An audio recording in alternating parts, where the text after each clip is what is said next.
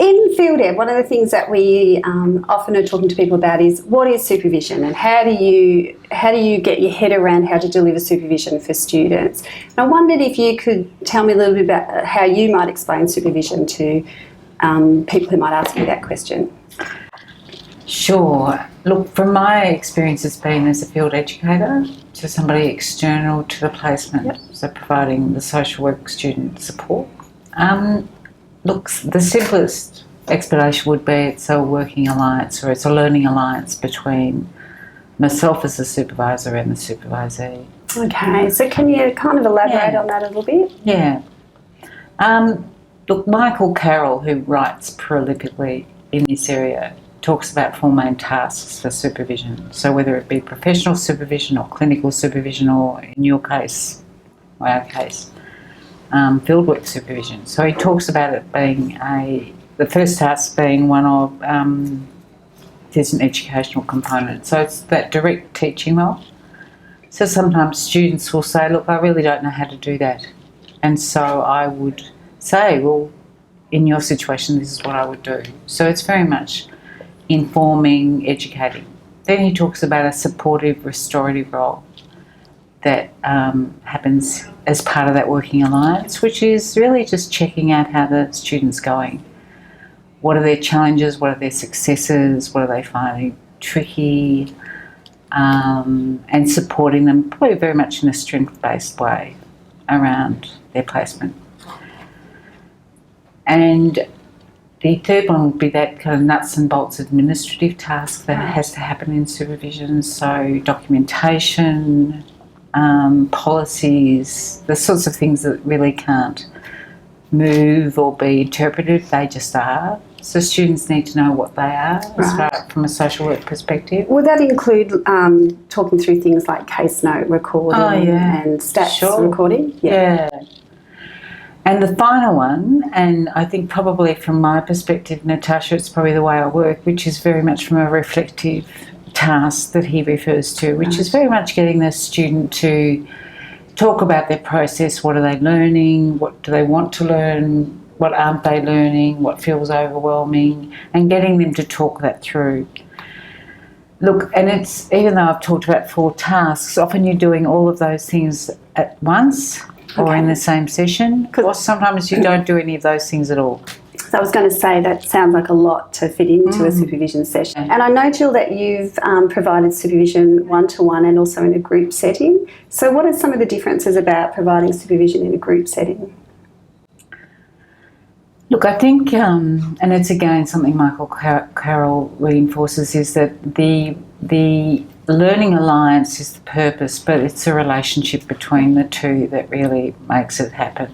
So obviously if it's trusting, respectful, and the student believes that supervision is purposeful, then it'll build on that relationship. And the reason I mention that in relation to comparing the two, I wouldn't say that the relationship is so integral in group supervision, because often there's maybe 10 students in the room. Yeah. And I might use a different model, so I might use a critical reflection model in group supervision. But I think the sorts of things that are talked about the commonalities are probably the reflections that happen, maybe some administrative things that the students might raise. Can you focus on different things in group supervision that maybe you wouldn't focus on in one-to-one, or they're similar sorts of I think they're areas? similar. I think students tend to bring much the same sorts of dilemmas and challenges.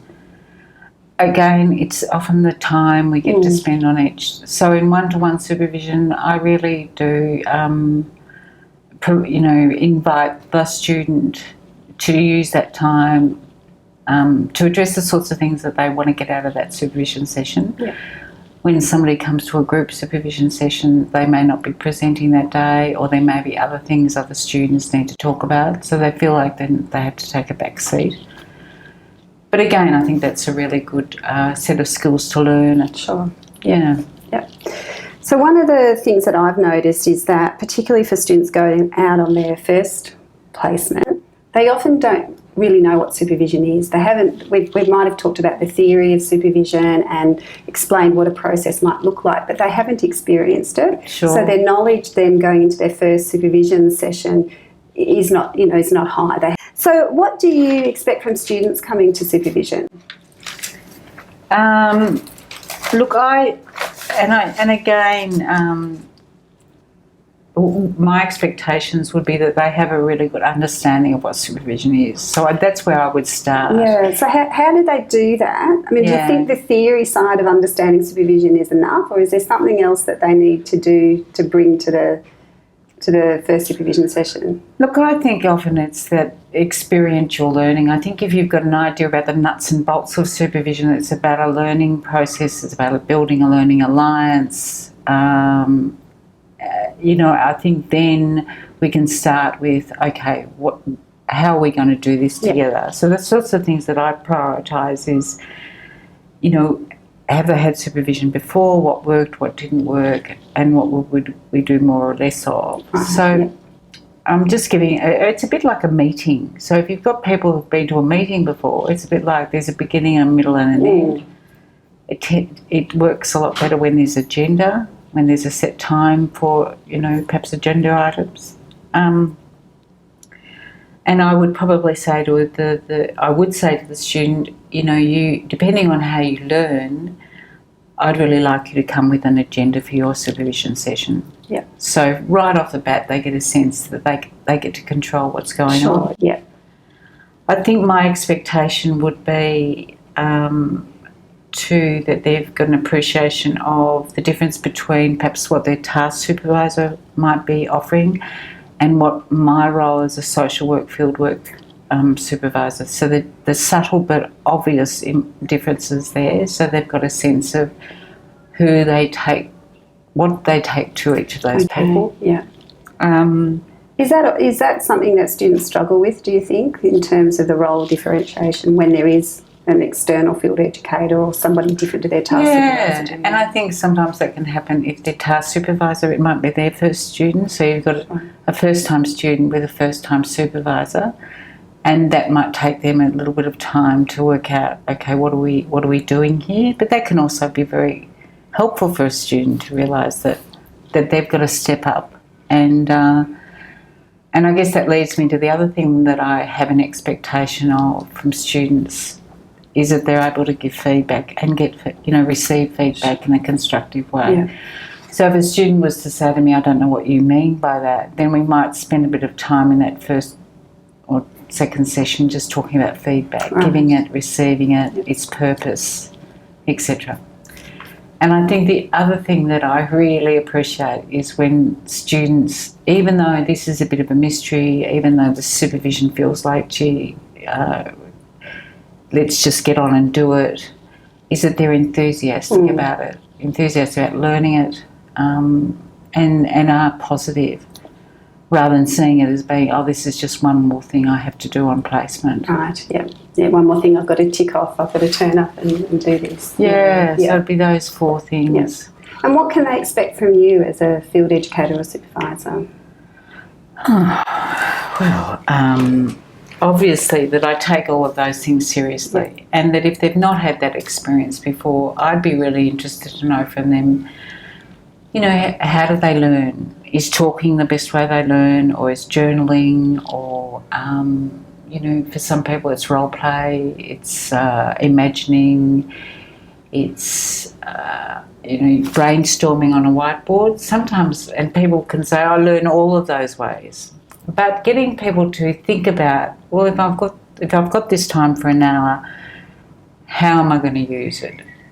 Jill, I'm just picking up on something that you're saying there, and in fact, I'm hearing that by asking those questions about how do people learn, that in fact the supervision that you might deliver to one student could look completely different to the other. So it's not actually a set formula necessarily in how it happens. It can be quite unique to the student. Yeah, that's a good point.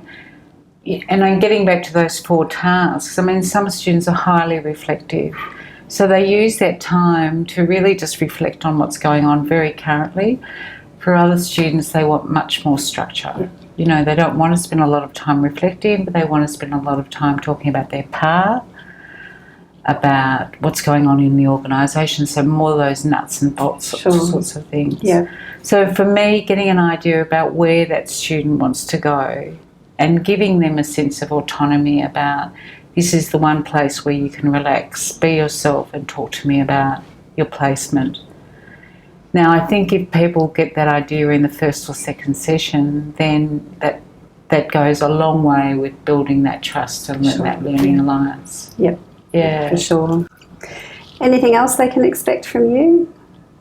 Well, I think the issue of confidentiality can often be, you can talk about that, but people have to believe it. That what is said and understanding it, what are the sorts of things that they might alert me to that I might need to talk to their task supervisor about or their liaison person about. What are the sorts of things they can expect from me? I think it's, I think what I model to, and I think is important, that it's not a chat, that it can be a chat, but we need to decide that that's what it is. Right. So that when people arrive, they have a sense that this is purposeful, it's formal, it can be enjoyable, but at the same time, there's a structure to it and people feel contained in that space. I think that's what people can expect from me. So in your role as a field educator, you also have some, if you like, power in relation to rating how the student's performing on placement. How do you explain that in supervision? How do you talk that through with the student so that you can build this trusting relationship where you've got an alliance, as you've described it? I think that's where the feedback for me comes in. So if I've got a continual feedback loop with the student where I'm hearing from them about how they're travelling with me, how they're travelling with other supervisor, how they're travelling with the organisation. If that's organic and it's developing, then there's this I'm constantly getting a sense of how they're travelling. So I invite them to do that because when it comes to that mid-placement review date and the end of placement, then when I see their feedback about their PAR and their performance and how they'd rate themselves, there's a sense that we've already talked about. So there's no surprises for them around that. Yeah. And I know that if I felt there were any surprises, there wouldn't be any surprises because if I felt they weren't meeting their learning goals for whatever reason, I'd be curious to know what that's about and give them that feedback at the time. Sure. And that can be a tough part of supervision, where you can see that somebody's actually not performing or meeting their goals, and that's the conversation you have to have. Do you have any tips about how you have that sort of a conversation with someone? Well, that's why that feedback, getting a sense of what that feedback is about so that students feel like that feedback's got context. It's not just the random ravings of their supervisor. Sure, yeah. I think if it's done in the context of in real time, rather than people finding out some weeks later that you had concerns about something that you believe they're missing. I can think of students where their particular style was very casual. Right. So they come to supervision, they wouldn't have an agenda because they just needed that time to talk about what was going on in the day. That's fine because that's how they best learn. But for me, I was able to say, look, that's great, but it's going to be tricky for me to measure that against what, and they saw that as being a bit of a risk, so they tightened that time up for themselves. Yeah. So I think it's giving students an idea about the sorts of things that I will be observing, feeding back on, reflecting on with them. And it sounds like being very clear at the start of the process about all of that's important, so that, as you're saying, that there aren't surprises along the way, or so that when things are difficult that you need to talk about, the students know that's what's, that can be a part of supervision, and that might be something that's brought up. And I think the killer to supervision may be the breakdown of the relationship. I mean, it's the worst thing that can happen. But when students don't turn up and miss a week or 2 weeks due to illness or haven't managed their time as well as they could, and I'm the person that misses out on seeing them. And that can really be quite tricky around mid-placement reviews and assessment time, when I just don't feel like I've got enough information from them because I've missed them on a couple of occasions, and we haven't made that time up. Yeah. Actually, I'm thinking, as you're talking about that, about some of the potential hazards and roadblocks to supervision, and students not actually physically being there. It's got to be a big one around that. But what are some other roadblocks or hazards that might get in the way of the supervision process working well? I think, and I think this goes for all of us in supervision, if we don't actually know what we're doing there.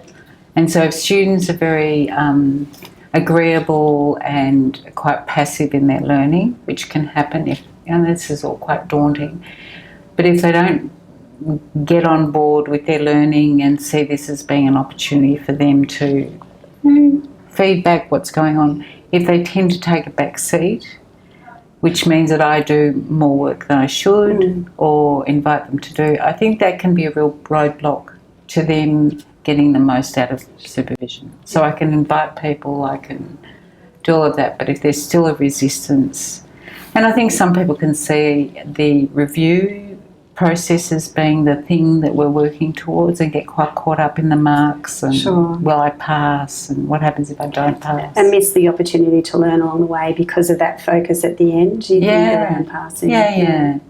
So I'd like to think that we can talk about that early on as being, I'd actually pose the very question you've posed to me, to the students, say what's going to get in our way, and if it does get in the way, who, and you can't talk to me about that, who else might you talk to?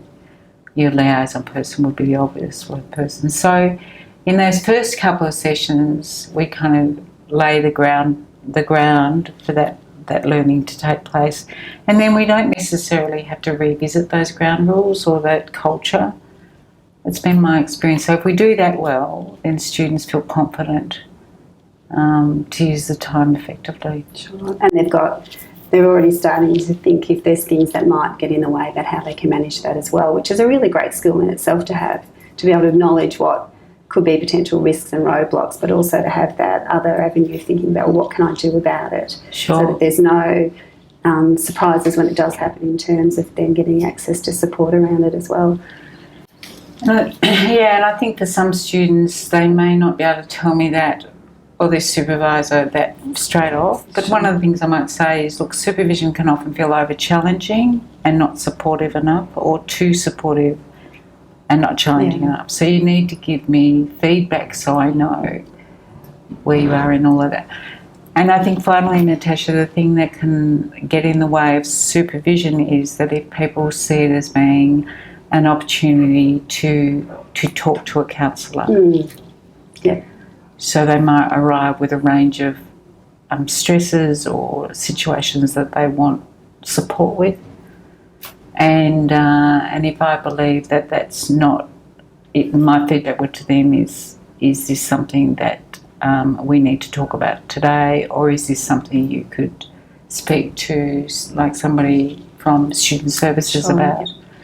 Because often that can get quite blurred between personal support and supervision, and I'd like to think that I'm able to talk about that issue, that blurring from my perspective, so that the student gets the support that they need rather than trying to do the two things at once. And that can be a really tricky situation, I found too, when someone presents quite distressed, and it's obviously, a lot of issues going on that are outside of the placement context, or outside of what your role with them is, and how do you manage that, being supportive and kind of being present where they are, but not actually falling into that counselling situation, because that's not what supervision's about. And I think that can be a challenge for the student and for the field educator around that. And look, my way of saying is, look, obviously you're distressed, so why don't we talk about this issue for 15 minutes? So we need really capping the time. So they don't feel like, well, this is somebody I respect and I'm learning from, and I can't tell you things. But at the same time, supervision is so limited on placement, so that we need to make sure the students getting bang for their buck. Sure. And I think there are other services that can then provide, hour-long counselling sessions if students are distressed or wanting that kind of more emotional and mental health support. Yep. So you've been doing supervision for a while, but what would be some of your tips to new supervisors? So someone who might be taking on a student for the first time, or they might have had one student but it didn't go so well, so might be... Yeah. I actually made a list. Oh, good, I like lists. Look, I think for me, it's a question I often ask myself taking on students, even though I've been doing that for a while, is do I have the skills and the resources to do this? And that could be because I've got a very busy workload currently, or I'm taking leave, or my supervisor is on leave, so I'm not going to have that kind of support for myself while I'm supervising somebody else, or my team's kind of going through a pretty ordinary patch at the moment where we need a lot of support for each other. So there might be a whole lot of organisation and structural issues I might need to check. Yes. Is this the best time? And I think for a new supervisor, do I have the skills? Now, we could talk for a long time about the necessary skills, but I think that's a lot about just having a sense of what supervision is and how do I do that with another person. And there's plenty of, I think Michael Carroll has just written a book called On Being a Supervisor, which I find really invaluable in just looking at things through the supervisee's lens. Look, I think if people say, yeah, I'm good for it, my organisation's supporting me, my supervisor's supporting me, I've got, a reasonable workload at the moment, this is a really good time for me, I think jump in boots and all, because I think it's a fantastic learning experience for ourselves in doing supervision. And I think if people are sort of thinking, I don't know whether I've got the skills, then that would be a matter of some more reading or talking to perhaps you about those concerns, and and having some specific supervision support while they're doing supervision. Yeah, and it is important that the person doing this supervising on the field education is still getting the access to their normal support and supervision as well. Yeah. So that would be, my list is not very long. Well, it's, short and sharp, that's good. Yeah. So what about for people who have been supervisors for a while? What would be some tips or some advice you might give them? Oh, you like me, you mean? Yeah, like me. Yeah. Look, I think it's the same. I think there's, that quick inventory. Is this a good time for me? Am I going to be supported to do this? Do I have the resources, the time, the energy, the space? Sometimes it can be the space. Yeah. And I think we're pretty creative at getting around those sorts of things. But at the end of the day, what can be very stressful supervising maybe one or two students is the time continuum, is that you just find you overloaded with client demands or team demands, and then the student can often feel like the one person that's kind of missing out because of all this other stuff that's going on. So that kind of comes back to what we were saying before too, in terms of if you're taking on a supervision role or field educator role, that you've still got access to your supports and supervisions and whatever that might be too, because I think sometimes that you can, as workers in the field, we can forget that that's just as important as providing the supervision, is actually getting access to the supervision, so that we can manage some of those challenges that you're talking about as well, in terms of pressure and time and as much as I think students on placement can be incredibly rewarding, and it's a fantastic time as a field educator to be challenged yourself around learning, and often that's when new learning comes for us as well. It can feel like a time pressure to kind of keep those checks in and make sure that you've got your own supports. I think is a really important thing to do as well. And the worst thing that can happen is that supervision then gets slightly bent out of shape. That formal structural time becomes jump in the car and we'll do some supervision while we drive to Elmore. Yeah.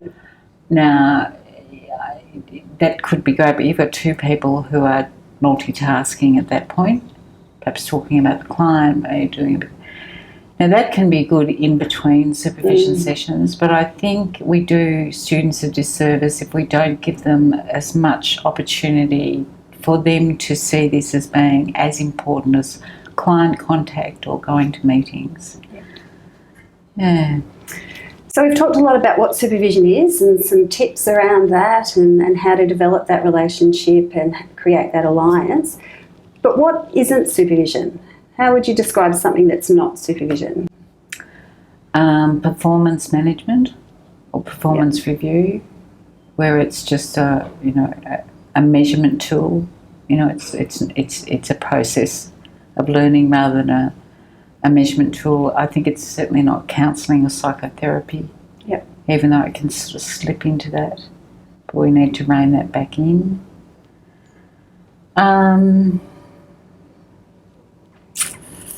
Look, I think supervision works best when it's dynamic. So it's not a passive place for two people to feel like they're having to do something together to get an outcome. So it's not a meeting for a meeting's sake. Sure. It's got to be. I think the feedback I've had from students when they say my supervision, whether it was with me or somebody else, was different to everything else I did. It was a different conversation. Yeah.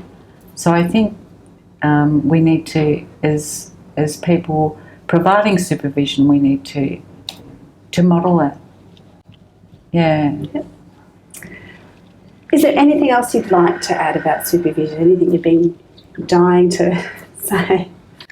Look, I think there's a lot of people doing really good research and writing about clinical and professional supervision, whether for social workers but for other professionals. So I think if you're interested in getting your head around and accessible information, I think Michael Carroll's last two books are terrific. You don't need to read them from book cover to cover.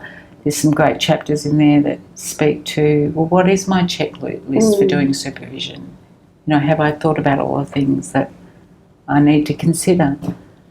But he makes it fun. He makes it an enjoyable read. So no. Great. Thanks, Jill. No, thank you.